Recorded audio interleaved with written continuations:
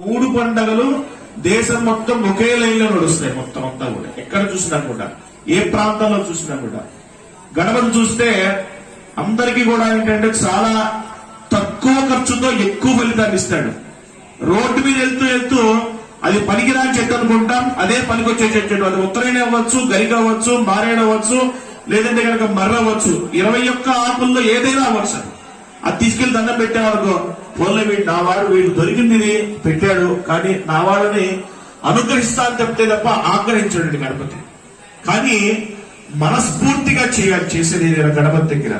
మనం ఏదో ఫ్యాన్సీగా మనం సెల్ ఫోన్ లో పెట్టుకుని వినాయకుడికి పూజ చేసేసాం, దాంట్లో అది షోడశోపచారం పూజ చేసేసి మనం కూడా దాన్ని దండం పెట్టేసుకుందాం, తీర్థం తీసేసుకుందాం అనుకుంటే భగవంతుడు కూడా అలాగే మనకి ఫలితం ఇస్తాడు. ఆ సెల్ ఫోన్ పోగొడతాడు, దాంట్లో ఉండేటువంటి డబ్బులతో సహా మొత్తం అంతా కూడా బ్యాంక్ ఖాతాలు మొత్తం ఉన్నాయి. దేవుడి దగ్గర ఎప్పుడు కూడా మనం నటించకూడదండి. మన జీవితాన్ని పూర్తిగా అర్పిస్తేనే భగవంతుడు మనని కాపాడుతాడు.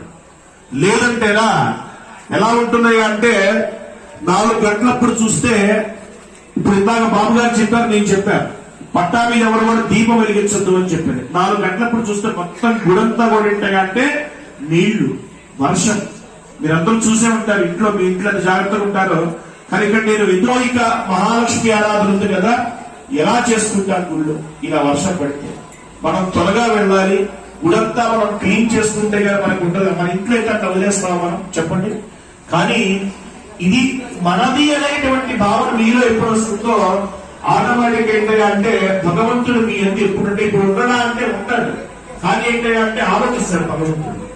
త్రికరణ శుద్ధిగా మనస వాచ కర్మణ, ఇది ఇంట్లో చేసుకుంటే మనం వర్షం వచ్చింది కదా అని చెప్పిన డాబా ఎక్కి నీళ్లు